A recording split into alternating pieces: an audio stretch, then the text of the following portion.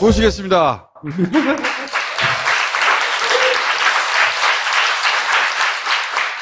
최순실이 연설문을 대신 써줬다는 뉴스가 나오자마자 언론에서 이전 대통령 연설문 써준 사람 누가 찾기 시작했고, 그때 마침 또 이런 책을 내가지고 인생이 타이밍이라 어렵게 사시다가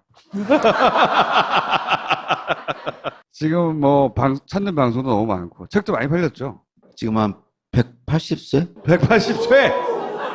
제가 이 파파이스 나오고 나서 정말 파파이스에서 봤다는 소리를 정말 많이 들었어요. 근데 최근에 와서 이제 그런 얘기를 별로 안 더라고요. 그래서 파파이스 다시 나갈 때가 좀 전에 페이스북 보니까 공항 같은데 일부러 일찍 가신대요. 그래서 나를 얼마 만에 한 번씩 알아보는 사람이 있나. 되게 여기 올 때도 이제 여러분이 알아보셨고요. 네. 되게 한 100명 중에 한 7, 8명은 알아봅니다. 대단한 거죠, 그러면. 되게 저를 알아보는 분들은 되게 선하세요. 그리고 정말. 예, 그리고 의사 표현이 적극적이시고 근데 되게 이제 알아보는 저를 아는 체 하는 이유가 나도 노무현 안다. 나도 노무현 좋아한다. 우리 같은 동지다. 그래서 그런 마음에서 하는 것 같고, 그런 게 저도 이렇게 뭉클하고요. 다큐멘터리 노무현입니다에서도 꽤 많은 비중으로 출연하셨잖아요. 거기에 이제 씬스틸러라고 김제동 역할을 대신했다고. 원래 김제동 씨도 인터뷰를 하려고 그랬어요, 감독이. 네. 근데 이제 저를 하고 나서 김제동 필요 없다. 이걸로 충분하다. 감독께서 저보고 오달수를 찾았다고. 그래서 제가 시사회를 한 5번 했거든요. 근데 저도 모르는 재능을 파파이스에서 원래 찾았어요. 저는 웃기려고 하지 않았는데 사람들이 전부 웃긴대. 저 그전에 이미지는 굉장히 그냥 겸손하고 좀 잘생기고 뭐 이런 이미지였거든요. 근데 이 나온 이후로 갑자기 웃기는 사람이 됐어요. 다음 책 제목 알려드릴게요. 강원국의 말하기. 이걸로 2번째 책을 쓰세요. 이미 레전드가 됐는데 제가 정점을 찍은 거잖아요. 오늘 조심해야 되겠다 말을. 오늘 별로 얻을 게 없어요. 최근에 문재인 대통령의 연설들이 꽤 화제가 되고 있잖아요. 근데 그 연설도 화제가 되면서 빨리 모셔가지고 한번 얘기를 들어봐야 되겠다 싶었어요. 그래서 세 사람의 어떤 뭐 공통점, 차이점, 인간으로서의 공통점, 차이점, 그런 얘기 한번 들어보고 싶다. 쭉 특별한 주제라기보다는 예. 겪어봤던 사람의. 사실 문재인 대통령 잘 몰라요, 제가. 5년간 이제 5년 중에 비서실장, 민정수석, 시민사회 수석 하셔서, 그러니까 청와대 울타리 안에 같이 일은 했지만 별로 존재감이 없으셨어요. 그래서 그분은 이렇게 나대는 걸 별로 안 좋아하시더라고요. 나대는 걸. 제가 보신 이제 김대중 노무현 대통령님은 앞에 나서는 걸 좋아하시는 분이에요.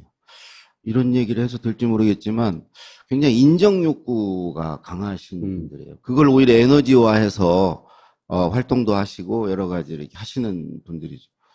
한마디로 이렇게 노무현 대통령님이 왜 이렇게 독서를 열심히 하고 학습광이고 메모를 하시고 이런가 했더니 그 공부한 거를 아는 채 하시고 아니 정말이에요. 항상 이게 호주머니에서 메모한 걸 꺼내셔가지고 저보고 자네는 이런 거 아나? 모른다고 그러면 되게 웃주라. 그렇지? 자네는 이런 문장 쓸 수 있나? 그래서 아니요. 그러면 역시 나는 카피라이트를 했어야 돼. 그게 그분의 에너지예요. 꼭 깨달은 거, 안 거 이런 것은 꼭 어디 가서 써먹고 그걸 활용하세요. 김대중 대통령은 제가 만날 기회가 없었지만 그분의 이제 책을 보면 옥중서신이나 이런 걸 보면 시종일관 잘난 척. 근데 두 분에 비해서 그 문재인 대통령님은 그렇게 자기 존재감을 드러내고 뭐 이렇게 인정을 받고 이런 거 별로 안 좋아하시는 분이셨어요. 그냥 뭐 예를 들어서 대통령 주재 회의를 한다. 그러면 이제 다른 수석님들이나 이런 분들은 뭐라도 이렇게 한마디 하시고 연설문 검토 회의를 하면 뭐라도 이렇게 지적질을 하고 뭐 이렇게 존재감을 드러내려고 하죠. 대통령한테 한마디 뭐, 그거 좋은 의견이다. 뭐 이런 소리도 듣고 싶어 하고. 근데 문 대통령님은 아무 말도 안 하셨어요. 회의 내내. 네, 회의 내내. 그런데 끝나고 나서 저한테 조용히 오셔서 이거는 아닌 것 같다고. 이건 잘못된 것 같다고. 이거 고쳐야 될 것 같다고. 그거 대통령 앞에 하셨으면 점수 따는 거거든요. 근데 그걸 안 하시더라고. 나를 배려한 건지 그냥 나는 그런 얘기 안 해도 어차피 뭐 노 대통령하고 가까운 관계니까 내가 뭐 거기서 이렇게 존재감을 드러낼 필요가 굳이 없어서 그러셨는지 모르겠지만 그런 거 안 하셨어요. 그래서 아예 그분은 이렇게 그래서 난 정치를 하실 수 없지 않을까. 왜 정치인들은 그거 좋아해야 하거든요. 그렇죠. 정청래, 정봉주, 안민석, 계보가 쫙 있거든요. 아니, 정말 그런 성향이 있어야 하는데 전혀 그런 게 없으신 것 같아요. 그게 가장 큰 특징입니까? 직접 겪어본? 대통령 역사상 해방 이후에 이렇게 대통령 연설에 국민들이 주목하고 열광한 일이 없었어요. 네. 그렇죠. 네, 감동받고. 연설문은 그냥 연설을 했구나지. 그 내용을 다시 읽어보고 그런 거 없죠. 신문 헤드라인으로 그냥 들은 거죠. 네, 네. 신문에서 제목 뽑은 연설을 걸로. 했대. 네. 근데 이런 현상이 이렇게 일어난 걸 보면서 한편으로는 제가 노무현 대통령께서 살아 계셨으면 너는 왜 저렇게 연설을 못 썼냐. 아니, 그런 생각을 말씀은 안 하셨겠지만 속으로 연설비서관을 그때 잘못 뽑았구나.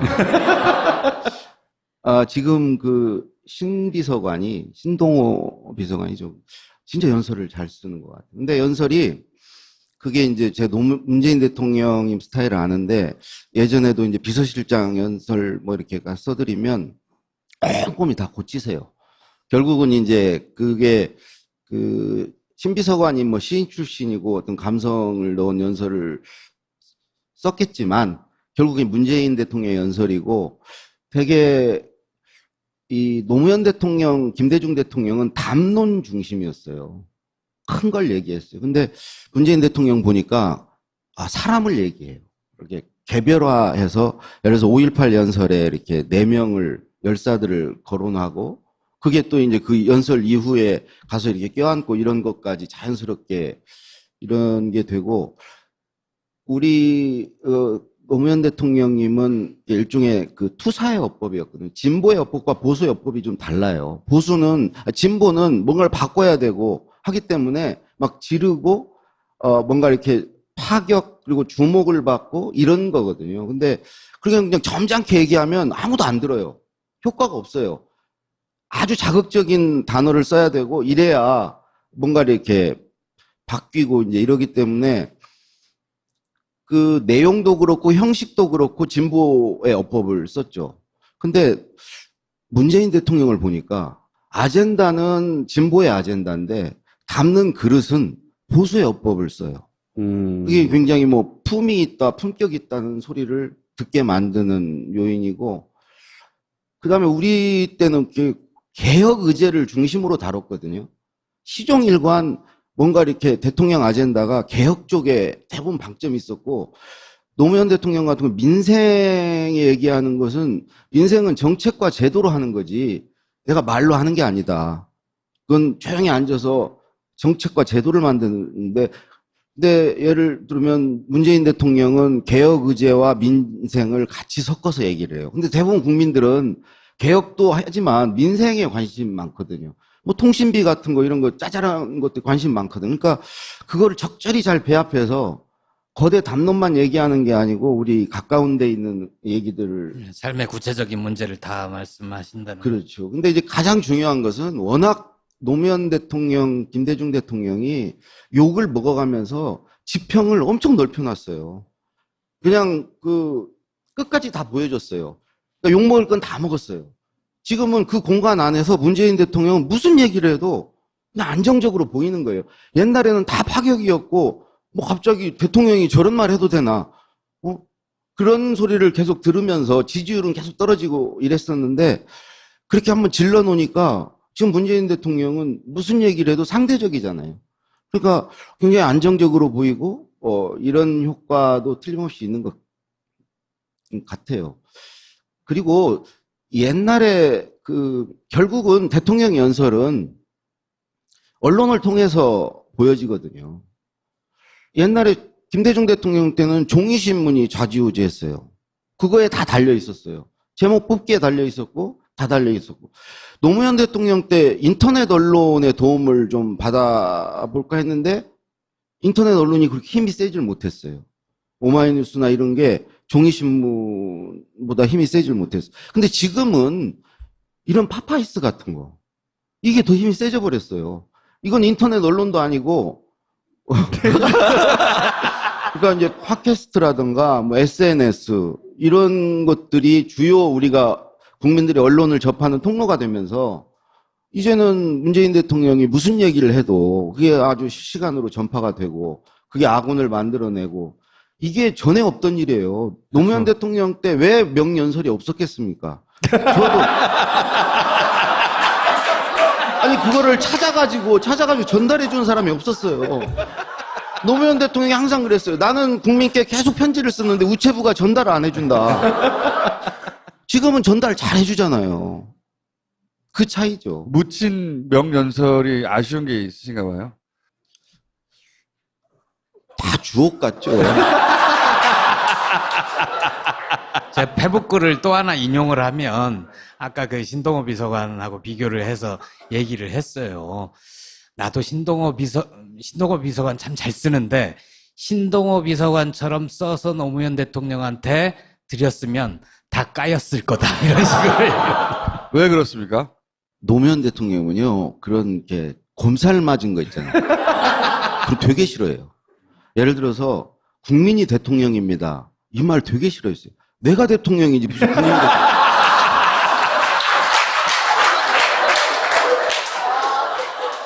이번에 근데 계속 쓰시더라고요. 문재인 대통령은 국민이 대통령을 쓰시고 미국 가셔서도 여러분이 대한민국입니다. 이런 은유를 많이 쓰시고 그런데 그 선거 때 나온 카피였잖아요. 대통령 되기 전에 나온. 노무현 대통령이 그 카피로 썼는데 선거니까 내가 그 용인했는데 이제 쓰지 마라.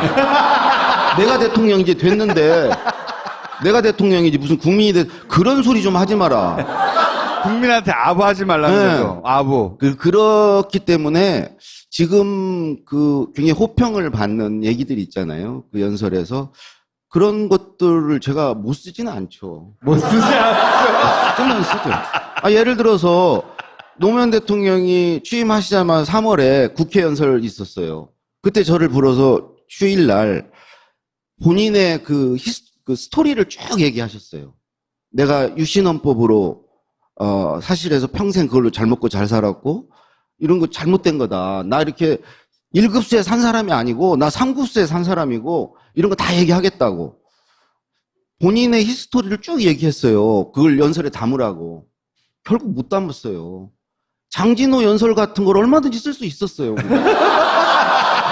아니 그 장진호 배 타고 와가지고 그게 없었으면은 내가 없었다 이런 얘기는 정말 상투적인 거죠.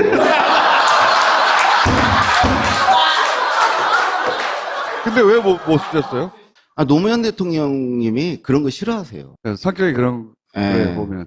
예, 굉장히 그리고, 남성적이에요, 보면. 예, 그리고 이야기가 못 나간 거는 참모들이 못하게 했어요. 왜 그런 얘기 하시냐고. 뭐 3급수에 살았고 이런 얘기 왜 하시냐고.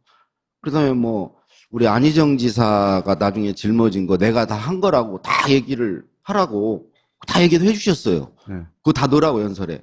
그래서 다 털고 가겠다고. 내가 다 책임지고 지금은 내가 소추 대상이 아니니까 퇴임 후에 이거 다 책임지겠다고. 그러니까 안희정 지사 그 사람 잘못 없다고. 근데 막 열심히 받아 적었는데 나중에 다 빼래. 그걸 다 만들었는데 비서실장이랑 이런 분들이 그거 다 빼라고. 그래서 또 안희정 지사께서도 그때 절대 하지 말라고 그러셨고, 그래서 결국 다 빠졌죠. 그러니까 충분히 이 정서적으로 호소할 수 있는 글쓰기도 가능하고. 그럼요. 저도 원래 뭐, 그런 걸 잘 쓰는 사람이에요. 옛날에 뭐, 김우중 회장도 올리고, 여러 사람. 김우중 회장이 부인께서 신사임당상 받으셔서 부군이 나가서 축사를 해야 돼요. 네. 근데 그 당시 두 분 관계가 안 좋았어요. 그래서 이 부인이 그 여사께서 울어야 된다. 축사를 듣고 감동해서 울어야 된다. 울어야 된다. 그래서 내가 열심히 썼어요. 네. 김우중 회장 본인이 읽다가 우셨어요. 아니 이 정도 쓸 수 있으면 그거 얼마든지 가능하죠. 그 공식이든 비공식이든 전체를 통틀어서 노무현 대통령 시절에 지금 연설 기법과 유사한 내용, 유사한 어떤 연설은 단 한 번도 없었어요? 좀 정서적으로 접근하고? 그분은 그냥 논리예요, 논리. 논리. 논리와 근거. 이런 거지, 이렇게 뭐, 이렇게 소프트하고, 뭐, 이런, 정서적으로, 감정적으로 이렇게 접근하는 거, 이런 거. 예를 들어서 뭐, 시장 가서 상인들 손잡아주고, 뭐, 이렇게, 그런다고 시장 상인의 삶이 좋아지냐. 그런 거 좀 하지 마라. 괜히 우리 때문에 민폐 끼친다. 예, 그런 기조였기 때문에. 가식, 쇼, 예, 예. 보여주기. 예. 그런 것에 대해서 아주 알레르기. 알레르기가 있었던 분이고, 보면 굉장히 남성적이고. 근데 사실 감수성이 풍부하고 섬세하기도 하잖아요. 엄청 그러시죠. 예. 눈물도 많으시고, 이렇게, 기본적으로 세 분의 공통점은요, 한 두 가지인 것 같아요. 기본적으로 성실하세요. 세 분 다 정말 성실하세요. 그러니까 아랫사람들이 힘들어요. 일을 많이 해야 돼요. 그리고, 따뜻해요. 이, 사람을 보는 시선이 굉장히 따뜻해요. 그 따뜻하면서, 세 분 다 굉장히 공감 능력이 탁월하신 분들이고, 그 따뜻함에서 어떤 정의감도 나오는 것 같고요. 그런 치열함, 이런 것도, 그러니까 뭐, 성실하고 그러다 보니까 그 따뜻함과 결부되니까 매사에게 치열하고, 열심이고 최선을 다하고, 이런 부분은 굉장히 공통점인데, 좀 차이점이 있다면, 김대중 노무현 대통령님은 보다 문재인 대통령님이 경청을 잘 하시는 것 같아요. 듣는 거. 되게 노무현 대통령님도 그러고 김대중 대통령님도 이렇게 말을 많이 하시는 스타일이시 이렇게 별로 듣는 걸 많이 하시진 않았어요. 하고 싶은 얘기를 하시는 스타일인데 문재인 대통령 가만히 보면 경청을 잘 하시는 스타일. 본인한테 뭐 말도 안 되는 요구를 해도 일단 다 들어줘요. 나중에 반박을 할지언정. 근데 내가 이렇게 보면 안에 뭔가 심지가 아주 결기가 있으신 분이에요. 되게 이제 우리 김대중 노무현 대통령은 정치인이셨잖아요. 연설을 쭉 해오신 분이고 연설 스타일도 있으시고 여러 가지 이제 대신에 아무래도 정치인이다 보니까 현실 상황을 많이 고려를 하고 때로는 타협도 하고 이런 게 여지가 있으시죠. 근데 제가 볼 때 문재인 대통령님은 그냥 본인이 약속한 거, 해야 될 거, 이런 거 가차없이 할 것 같아요. 지금 무르게 받다가는 이제 크게 당할 수 있어요. 오히려 두 대통령님보다 타협 없이, 이렇게 이룰 걸 다 이루는 쪽으로 하실 수 있는 분인 것 같아요. 최근에 문재인 대통령 연설을 들으면서 비웃었다든가, 야, 저게 뭐야, 라든가, 아니면, 야, 기술이 좀 약한 거 아니야, 라든가. 이런 거에 말려들지 말래요. 그러니까, 노무현 대통령을 우리가 추억하고, 그러면서 이게 마음에 계속 담아뒀는데, 이게 뭐 현실에 노무현이 있는 거예요. 눈앞에서 노무현이 매일 그 문재인 대통령. 그럼 노무현을 계속 보여주는 거예요. 그래서 정말 노무현들 잊혀지지 않을까. 이런 생각이 들고, 잊혀지면 나는 뭘로 먹고 사나. 연설 비서관 비서로 들어갈 수 있잖아요. 아, 거기요? 예, 다시, 청와대. 그건 문재인 비서실장께서 말씀은 안 하셨지만, 예. 계속 제가 노무현 대통령 혼나는 걸 옆에서 다 지켜봤어요. 아마 쟤는 안 되겠구나. 청와대로 들어갔을 가능성은 없어요, 이제? 아, 불러줄 리가 없고요. 그리고 지금 신동호 비서관이 너무 잘하고 계시고, 그래서 이렇게 쭉 그냥 계속 잘하셨으면 좋겠어요. 신동호 비서관 글쓰기의 약점 뭡니까? 할 말은 많은데요. 예. 지금 잘하고 있는데 뭐. 아니, 너무 잘하고 있기 때문에 아무도 신동호 비서관 글쓰기에 대해서 뭐랄까, 이렇게 더욱 잘하라고 지적해 주는 분이 없어가지고. 자꾸 잘한다 하니까 거기에 말리면 안 돼요. 왜냐면 계속 잘한다 하면은 그 틀에 갇혀요. 예. 그러면 노란할 수 있어요. 그러니까 하고 싶은 얘기를 해야 되는데 칭찬을 받으려고 하면 그 칭찬받는 쪽으로 이렇게 쓰게 되거든요. 때로는 욕먹을 각오로 써야 되거든요. 네. 이제 욕먹는 순간을 맞아야죠. 언제까지 칭찬받겠어요. 그거를 용기 있게 뚫고 나가야 되는데 이거에 계속 안주하면서 길들여지면 빨리 욕먹기를 원하시는군요. 그 연설비서관이 오래 못해요. 진입하고 좀 바꿔줘야 되는데 예를 들어서 누구로 바꿀까요? 아니 민주정부 3기를 다 연설을 했다 이런 기록도 되게 중요하잖아요. 아니 우리 역사에 아니, 글쓰기의 약점이 뭡니까, 그러니까? 글쓰기 약점이. 그분 글쓰기에. 자꾸 이렇게 남들이 이렇게 좋아하는 글을 쓰려는 네. 너무 감동적으로 쓰려고 하고 네. 그런 쪽으로 가다 보면 계속 그렇게 가거든요. 덜 감동적으로 써라? 아, 지금이라도 정신 차리고 이 정도 호평을 받았으면 됐다. 이제 쓸 걸 쓰자 이래야 되는데 네. 계속 말리면 네. 안 되죠. 그런 위험 징후를 느끼십니까, 최근에? 아니 너무 평이 좋으니까 네. 그게 오히려 위험한 거죠. 저같이 계속 혼나고 그러면 그게 이제 채찍이 필요해요. 예. 그러면 큰 사고 칠 수 있어요. 너무 칭찬받다 보면 막 잘한다 하다가 한 방에 큰 사고를 빵 칠 수 있어요. 그러면 나한테 기회가 온다?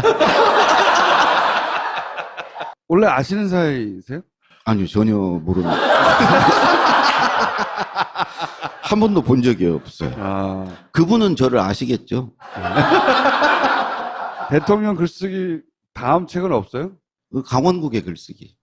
강원국의 글쓰기로? 네. 강원국의 말하기 이런 건 안 나옵니까? 이제 뭐 그게 같이 어차피 말과 글은 이제 같은 거니까 이제는 제 거를 낼 때도 이제 된 거 같고 그 정도 지명도도 있는 거 같고. 그러면은 마지막으로 강원국의 글쓰기 비법 한 가지만 얘기하고, 왜냐면 앞으로 나올 책이니까. 강원국의 글쓰기 비법은 이런 거야. 잘못 알고 있는 게 많은데 말이지. 그거 하나만 딱 정리하고 가지고. 저는 정말 타고난 게 없고 독서도 안 해서 이제 유시민 작가가 갖고 있는 그런 거는 그건 비법이 아니에요. 뭐 이렇게 많이 읽어라, 많이 써라. 저는 아주 구체적으로 갖고 있어요, 비법을. 근데 독서 않고 재능을 타고나지 않은 사람이 글 쓰는 방법. 유시민의 글쓰기 특강은 그럼 잘못된 특강이에요? 배울 게 없어요. 아니, 정말 배울 게 없는 게 배울 게 없어. 그거는 워낙 그분이 독서도 많이 하고 타고나신 분이에요. 그런 분은 없어요. 우리의 그 사정을 몰라요, 그분은.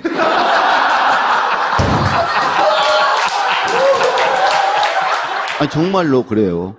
그래서 우리 수준에 맞춰서 어떻게 쓰라 이런 말을 못 하시는 분이에요. 그러니까 그 비법 하나가 뭐냐고요, 하나. 쓰기 전에 먼저 누군가에게 말을 해보세요. 네, 말을 해보면 노무현 대통령 5년 내내 저한테 말만 하셨어요. 그래서 내가 알았어요. 아, 저렇게 말을 하고 글로 쓰면 되겠구나. 그러니까 저 이제 비서관이 없으시니까 친구한테 말하고 친구가 듣고 이제 비서관 역할을 해주면 쉽게 글 쓸 수 있어요. 말하면 생각이 나고 자기 생각이 정리되고 생각이 발전해요. 맞아요, 그거는. 예. 네. 생각이 말하면서 정리되는 경우가 많죠. 네. 노무현 대통령 항상 말씀 계속 하시다가 어느 순간에 이제 됐다. 자, 이제 지금부터 제대로 받아 적어라. 이렇게 항상 그러셨거든요. 말을 막 하면서 자기 생각을 푸는 거군요. 그렇죠. 그러니까 입으로 사신 거죠. 유시민 씨는 타고난 사람이기 때문에 유시민의 비법은 일반인들이 따라해봐야 소용이 없고. 아니, 그 책 무슨 몇십 년의 영업 기밀을 밝힌다고 그렇게 광고를 했잖아요. 네. 제가 다 봤어요, 처음부터 끝까지. 생구라예요? 많이 읽고 많이 써라, 이게 비법이에요. 그게 영업 기밀이라는 거예요. 이런 사기가 어딨어요. 뭘 알려주는 게 없어요, 알려주는 게. 강원국의 글쓰기 기다리겠습니다. 감사합니다.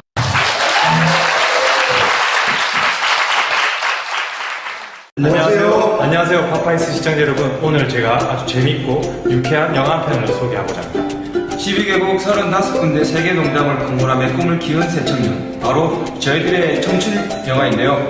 7월 13일 이번 주에 개봉하는 파밍보이즈입니다. 네, 한겨레 TV 페이스북 메시지로 성함과 연락처를 남겨주시면 저희가 추첨을 통해 몇 장? 20분께, 무려 20분께 예매권을 보내드립니다. 저도 아직 안 봤는데. 네, 아무튼 파밍보이즈 많이 사랑해주세요. 감사합니다. 오래 일하러 오래. 와, 일하러 오래요.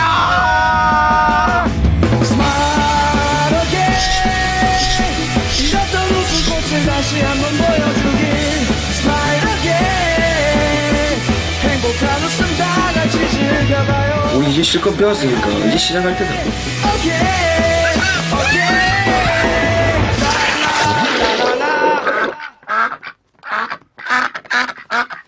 으로 그냥 들은 거죠. 네. 신문에서 제목 뽑은 걸로. 연설했대. 네.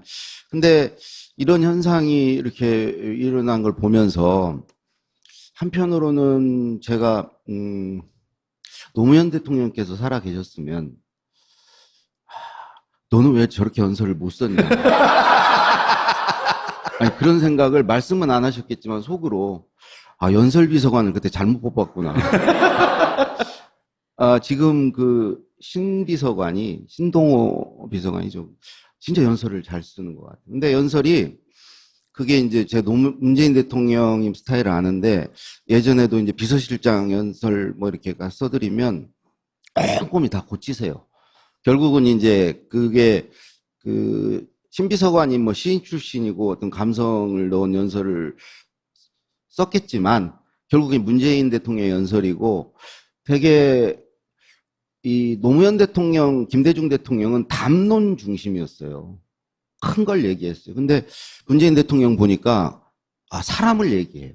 이렇게 개별화해서 예를 들어서 5.18 연설에 이렇게 4명을 열사들을 거론하고 그게 또 이제 그 연설 이후에 가서 이렇게 껴안고 이런 것까지 자연스럽게 이런 게 되고 우리 노무현 대통령님은 일종의 그 투사의 어법이었거든요. 진보의 어법과 보수의 어법이 좀 달라요. 진보는 뭔가를 바꿔야 되고 하기 때문에 막 지르고 뭔가 이렇게 파격 그리고 주목을 받고 이런 거거든요. 근데 그러니까 청와대 울타리 안에 같이 일은 했지만 별로 존재감이 없으셨어요. 그래서 그분은 이렇게 나대는 걸 별로 안 좋아하시더라고요. 다들 그 제가 보신 이제 김대중 노무현 대통령님은 앞에 나서는 걸 좋아하시는 분이에요. 이런 얘기를 해서 될지 모르겠지만 굉장히 인정 욕구가 강하신 분들이에요. 그걸 오히려 에너지화해서 활동도 하시고 여러 가지 이렇게 하시는 분들이죠. 한마디로 이렇게 노무현 대통령님이 왜 이렇게 독서를 열심히 하고 학습광이고 메모를 하시고 이런가 했더니 그 공부한 거를 아는 채 하시고 아니 정말이에요. 항상 이게 호주머니에서 메모한 걸 꺼내셔가지고 저보고 자네는 이런 거 아나? 모른다 그러면 되게 우쭐해. 그렇지? 자네는 이런 문장 쓸 수 있나? 그래서 아니요. 그러면 역시 나는 카피라이트를 했어야 돼. 그게 그분의 에너지예요. 꼭 깨달은 거, 안 거 이런 것은 꼭 어디 가서 써먹고 그걸 활용하세요. 김대중 대통령은 제가 만날 기회가 없었지만 그분의 이제 책을 보면 옥중서신이나 이런 걸 보면 시종일관 잘난 책.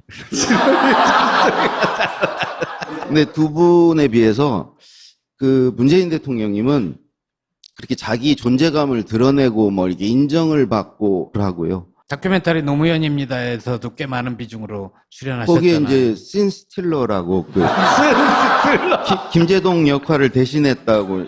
원래 김제동 씨도 인터뷰를 하려고 그랬어요, 감독이. 네. 근데 이제 저를 하고 나서 김제동 필요 없다. 이걸로 충분하다. 감독께서 저보고 오달수를 찾았다고.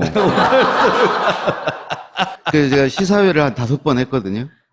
그런데 저도 모르는 재능을 파파이스에서 원래 찾았어요. 저는 웃기려고 하지 않았는데 사람들이 전부 웃긴대.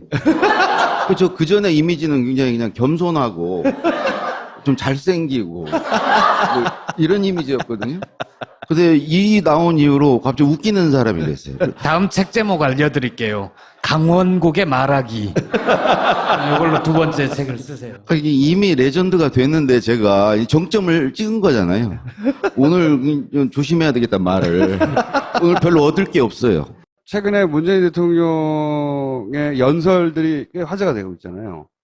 근데 그 연설도 화제가 되면서 빨리 모셔가지고 한번 얘기를 들어봐야 되겠다 싶었어요. 그래서 세 사람의 어떤 뭐 공통점, 차이점, 인간으로서의 공통점, 차이점 그런 얘기를 한번 들어보고 싶다. 쭉 특별한 주제라기보다는 예. 겪어봤던 사람에 사실 문재인 대통령 잘 몰라요, 제가. 5년간 이제 5년 중에 비서실장, 뭐 민정수석, 시민사회 수석 하셔서 이런 거 별로 안 좋아하시는 분이셨어요. 그냥 뭐 예를 들어서 대통령 주재 회의를 한다. 그러면 이제 다른 수석님들이나 이런 분들은 뭐라도 이렇게 한마디 하시고 연설문 검토 회의를 하면 뭐라도 이렇게 지적질을 하고 뭐 이렇게 존재감을 드러내려고 하죠. 대통령한테 한마디 그거 좋은 의견이다 뭐 이런 소리도 듣고 싶어 하고. 근데 문 대통령님은 아무 말도 안 하셨어요. 회의 내내. 네, 회의 내내. 그런데 끝나고 나서 저한테 조용히 오셔서 이거는 아닌 것 같다고. 이건 잘못된 것 같다고. 이거 고쳐야 될 것 같다고. 그거 대통령 앞에 하셨으면 점수 따는 거거든요. 근데 그걸 안 하시더라고. 나를 배려한 건지 그냥 나는 그런 얘기 안 해도 어차피 노 대통령하고 가까운 관계니까 내가 거기서 이렇게 존재감을 드러낼 필요가 굳이 없어서 그러셨는지 모르겠지만 그런 거 안 하셨어요. 그래서 아예 그분은 이렇게 그래서 난 정치를 하실 수 없지 않을까. 왜 정치인들은 그거 좋아해야 하거든요. 그렇죠. 정청래, 정봉주, 안민석, 계보가 쫙 있거든요. 아니, 정말 그런 성향이 있어야 하는데 전혀 그런 게 없으신 것 같아요. 그게 가장 큰 특징입니까? 직접 겪어본? 대통령 역사상 해방 이후에 이렇게 대통령 연설에 국민들이 주목하고 열광한 일이 없었어요. 네. 그렇죠. 네, 감동받고. 연설문은 그냥 연설을 했구나지. 내용을 다시 읽어보고 그런 거 없죠. 신문 헤드라인. 모시겠습니다.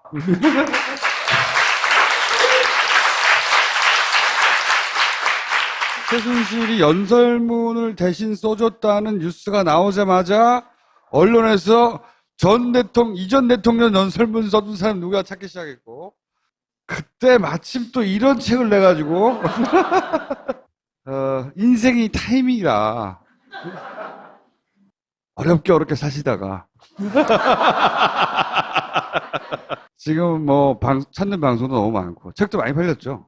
지금 한 180세? 180세!